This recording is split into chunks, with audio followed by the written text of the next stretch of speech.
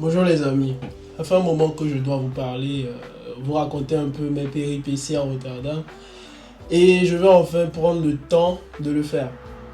Alors je vais parler en 3 étapes, je vais faire une vidéo en 3 étapes. La première, ce sera un peu par rapport à mon arrivée, mon accueil et tout ça. Ensuite, je vais vous dire un peu comment ça s'est passé, recherche de logement et de taf ici. Et enfin, je vais un peu plus vous parler de mon état mental parce que je pense que c'est la chose que je manage le plus actuellement. C'est parti. Alors, avant de parler de l'arrivée et de l'accueil, je vais vous parler un peu du contexte. Il faut savoir que je pars de Paris sans boulot, sans logement non plus, parce que j'ai envie de vivre à Rotterdam, parce qu'encore une fois, Rotterdam, c'est une ville qui m'a tapé dans l'œil et j'ai eu envie de faire une expérience là-bas. Sauf que je n'ai pas voulu attendre que toutes les conditions soient réunies avant de partir. Je me suis dit, on va y aller, vaille que vaille, et on verra comment on se débrouille en route. Donc c'est ce que je fais. Je suis en Bretagne quelques semaines avec la famille, ensuite je me lance tout droit vers Rotterdam. J'ai un ami qui m'y attend, Willy, un monstre. Every set, you do 10 reps. Okay. That's it, okay. I think with all the luggage that I'm taking, I'm over the weight, so I leave a heavy middle. Un monstre. Donc Willy il m'accueille à la gare de Rotterdam, on chill un peu. Et il m'aide à aller à l'auberge de jeunesse, à poser mes affaires. Il faut savoir que mon plan, quand j'arrive, c'est de tourner d'auberge de jeunesse en auberge de jeunesse, en trouvant le tarif le plus abordable. Et à la fin de ce tour d'auberge de jeunesse, j'espère quelque part, ou pendant le tour même, j'espère quelque part trouver un logement que je vais intégrer. Donc c'est le plan et je m'y tiens. Donc j'arrive, j'ai une auberge de jeunesse pas loin de la gare, Willy m'aide à me poser. Donc c'est là-bas que je m'installe. Il faut dire aussi que Willy, de temps en temps, il vient me voir, on sort ensemble, on va manger, on discute. C'est un très bon ami, donc on parle de projets, on parle de plein de choses. Et la majorité du temps, sinon, je suis à l'auberge de jeunesse. Donc je ne parle pas, je ne vois pas de monde et tout. Je prends mon temps pour bosser sur un projet que j'ai, c'est développer une application dont je parlerai un peu plus tard dans une autre vidéo. Donc, la majorité de mon temps, je suis à l'auberge de jeunesse en train de taper sur mon clavier. J'ai d'autres, des connaissances que je me fais à l'auberge. Et ces connaissances-là, je prends aussi le temps de discuter avec eux, d'apprendre à les connaître et tout ça. So, now Yeva is doing the onions like a chef. Chef Yava. Yeah, don't miss it. It's on camera. And I'm waiting to do the vegan meat, quote unquote. We made 3 layers, I believe, which is very common, very good for a lasagna. And this is the meat lasagna, and this one will be your creation.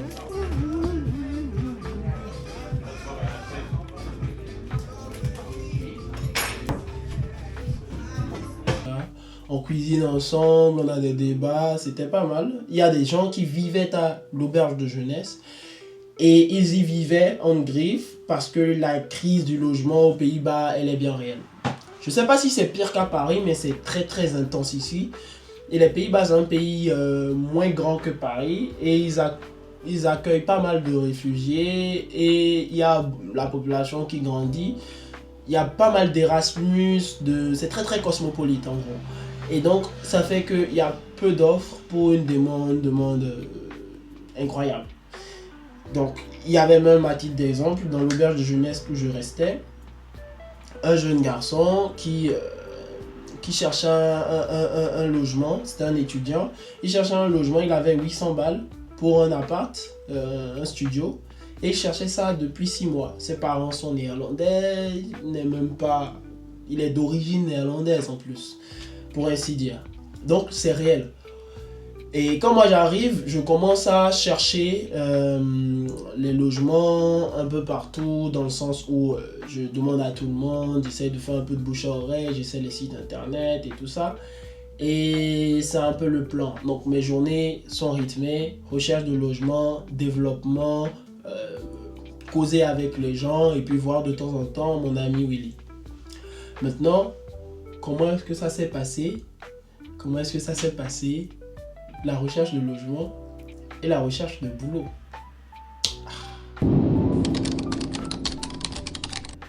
Pour la recherche de logement et pour la recherche de boulot, je vais rien vous apprendre, hein. On sait que c'est quelque chose de stressant en général. Parce que quand tu es dans une situation où tu n'as pas de boulot, voilà, tu te poses pas mal de questions. Et pareil, quand tu es dans une situation où tu vis chez des gens où tu n'as pas un domicile fixe. Donc je me posais ces questions-là. Mais quelque part, j'essayais d'être stoïque. De me dire, bah ça arrivera quand ça arrivera. Je n'ai pas plus d'emprise que ça sur les conséquences des actes que je vais poser. C'est-à-dire, j'ai beau chercher comme un madman, à la fin, ça ne garantit pas que j'ai un logement. Surtout qu'il y a des gens qui attendent 6 mois, 4 mois, des années aussi parfois, alors qu'ils ont un boulot et qu'ils ne trouvent pas de logement. Donc, je me dis, bah ok, on va chercher à notre rythme. C'est le premier truc sur lequel je me concentre. Et à un moment, j'ai mon ami Willy qui m'appelle, qui me dit, ouais, je t'ai envoyé un truc sur Instagram et tout, il faut que tu ailles voir. Donc, je vais voir le jour même, c'était un lundi, c'était le lendemain de mon arrivée. Je fais une visite, tout se passe bien, on est 4 à faire la visite. C'était une colocation de 3 personnes, il y avait une qui partait. Et au final, il y avait une qui voulait bien que je reste, l'autre qui voulait bien qu'une autre personne reste. Et au final, ils ont coupé la poire en deux en prenant une 3e personne visiblement. Donc ça m'a un peu fendu le cœur. Parce que je me projetais déjà, c'était très cosy, c'était très fun. Les gens, les personnes, mes colocataires potentiels, ils étaient très sympas aussi, en apparence. Donc je me projetais et ça m'a fendu le cœur. Et quand j'ai eu ça, ça m'a empêché quasiment de travailler toute la journée. Et ce fait-là, je n'ai pas apprécié. Je me suis dit, bah écoute, il faut qu'on change quelque chose. Encore une fois, on va plus chercher de logement comme un madman. On va essayer de se détacher émotionnellement. Et on va plus chercher parce que le fait de chercher ne garantit pas que j'en trouve. Donc oui, certes, je peux multiplier les chances. Mais à ce point-là, je tenais plus à développer mon application qu'à chercher un logement. Donc je me suis dit, on va s'en tenir au plan. Changer d'hostel jusqu'à ce que la situation rentre en ordre. Et en attendant, ça allait que du bouche à oreille. Parce que j'ai l'impression qu'il y avait pas mal de choses qui se passaient comme ça. Donc ça, je prends ça comme décision et je me lance. Donc je m'y tiens. 2 jours plus tard, je parle à une amie que je me suis fait sur Paris en soirée. Et elle me dit, ouais, bah, je te dis si j'ai une info. Le lendemain, elle me dit, ouais, bah, sur Facebook, il y a telle personne qui a partagé un truc. Il cherche un colocataire. C'est pas exactement à Rotterdam. Mais vas-y, ça peut être cool. Et je me dis, bah ouais, c'est bizarre et tout ça. Donc, bah, je vais y aller. Et quand j'écris au mec sur Facebook, il essaie de prendre ma température. Il me dit, ouais, mais par contre, moi, je fume pas, je bois pas. Donc, il faudra pas fumer ni boire dans l'appart. Je dis, bah, bizarre un peu, genre. C'est pas que je veux boire tout le temps. Mais, ouais, bizarre, mec. Et j'ai un peu comme une intuition qui me dit, bah, vas-y quand même, va visiter quand même, tu vois, on sait jamais. Je lui demande des photos, il m'envoie, ça a l'air correct, et je vais visiter. Mais quelque part aussi, je me dis, j'avais prévu aller à la salle de gym, avoir un mode de vie un peu sain.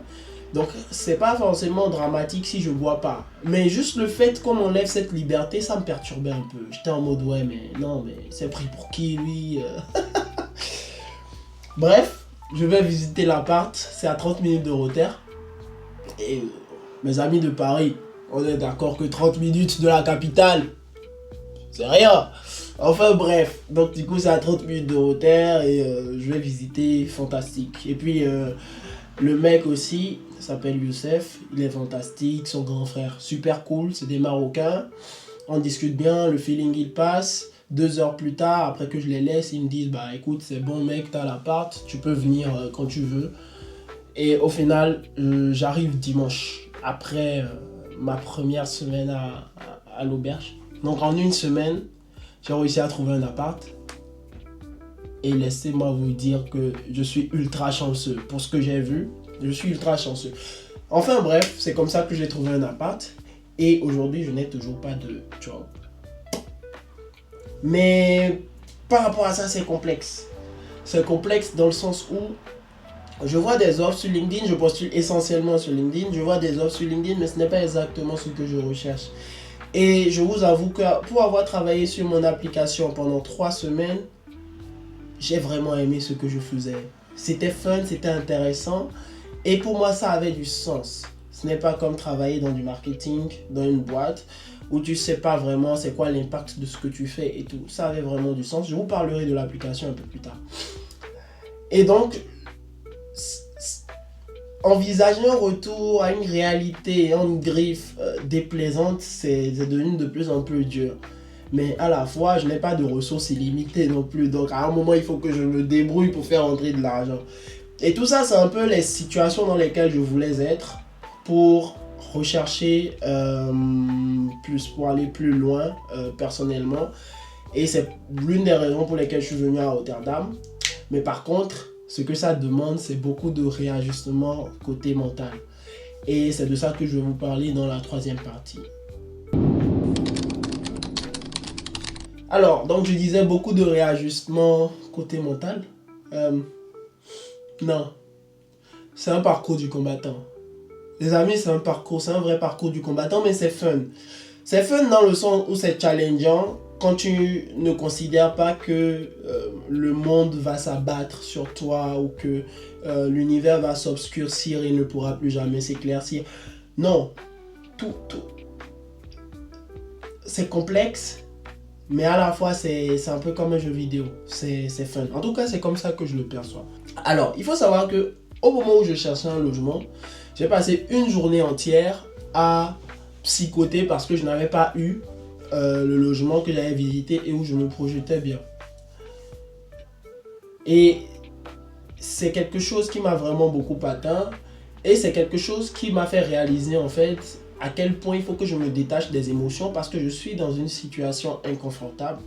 Et vu que je suis dans une situation inconfortable à durée indéterminée, bien évidemment, les émotions, les jours sans, il y en aura beaucoup. Il y en aura beaucoup, donc il faut que je sache naviguer ou surfer dessus.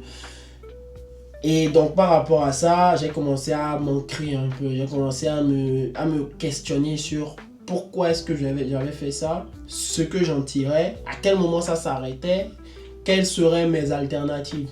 Et donc ça m'a fait repenser un peu à tout ça, et à force d'y repenser, j'ai pu établir les bases. Donc déjà, éclaircir le pourquoi tu le fais, c'est quelque chose qui t'ancre profondément. Et le pourquoi je le fais, c'est essentiellement pour sortir de ma zone de confort, parce que le confort, c'est bien, mais quand on y végète, il limite. Donc, j'étais dans une sorte de zone de confort depuis 3 ans ou 4. Nice apartment, nice job, well paid, and nice friends, nice situation. Like, tout était bien. Et quelque part, en fait, j'avais trop des routines qui me ralentissaient. Un exemple tout con, c'est quand je rentrais à la maison, directement, je voyais ma télé. J'avais l'habitude de m'asseoir et de regarder la télé. Parfois, j'avais envie de travailler sur des choses. Mais j'étais obligé de me battre contre moi-même pour travailler sur des choses. Et du coup, la bataille, je la gagnais pas tout le temps. Donc, il fallait que j'entre dans un nouvel environnement, que je change beaucoup de choses. Et c'est pour ça que j'ai fait cette coupure drastique en venant à Rotterdam. Et donc, me rappeler que j'ai fait ça pour ça, parce que j'ai des objectifs et que je veux pouvoir y bosser, et que je veux développer aussi le mindset, être beaucoup plus résilient. C'est quelque chose qui m'aide beaucoup. C'est quelque chose qui manque beaucoup, comme je disais. Et ensuite, la recherche de boulot, je vais dire que c'est l'épreuve actuelle parce que le boulot, c'est stabilité financière. C'est synonyme de stabilité financière. Or, actuellement, j'ai des ressources, certes, mais je n'ai pas de ressources illimitées. Donc, du coup, je suis dans une instabilité financière latente. Et quelque part, il faut se demander quand est-ce qu'on pourra avoir une sorte d'iceberg sur lequel on va pouvoir se poser ou s'accrocher. Une île sur laquelle on pourra échouer à temps en attendant d'arriver sur le continent vers lequel on est en train de naviguer. Donc, je cherche un boulot et je ne trouve pas de boulot qui me satisfasse, encore une fois, comme je le disais. Et donc c'est un peu compliqué. Et le fait d'avoir kiffé être entre griffes un entrepreneur, ça m'a donné une telle joie que j'ai du mal à me projeter dans le fait d'aller travailler sur un sujet que je n'aime pas pour des personnes qui peut-être n'y comprennent rien ou qui ne sont pas alignées avec ma vision. Juste pour 3 plaques ou 4 plaques. C'est bizarre. Donc là, je suis à une étape où j'essaye justement de pas trop m'en faire par rapport à l'argent. J'ai décidé récemment de développer full-time mon application jusqu'à fin novembre et de pas trop chercher de boulot.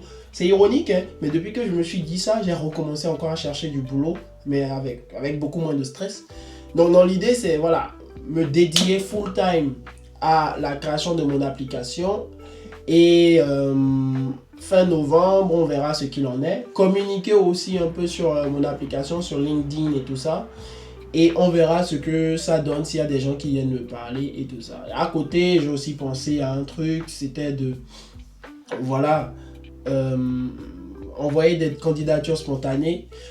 J'ai un outil fantastique qui s'appelle Clay AI qui permet de faire ça. Donc ça, c'est cool. Donc je vais peut-être faire ça. En tout cas, bref, comme vous l'aurez compris, j'ai des pistes pour chercher un boulot. Et actuellement, je me dis, autant me concentrer sur mon application. Comme ça, je suis fixé. Je n'ai pas à me poser des questions, à psychoter sur le fait de ne pas avoir d'entretien, de ne pas avoir d'appel, de comment est-ce que ça va se passer l'avenir.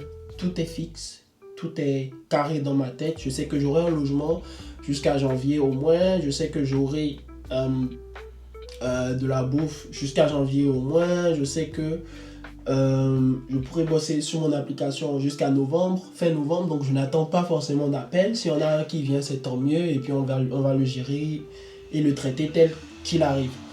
Donc tout ça, ça me permet justement d'être beaucoup plus stable, plus serein dans la tête, parce que c'est la somme de ces petites questions-là, la somme de ces petits doutes qui à un moment déséquilibre mentalement.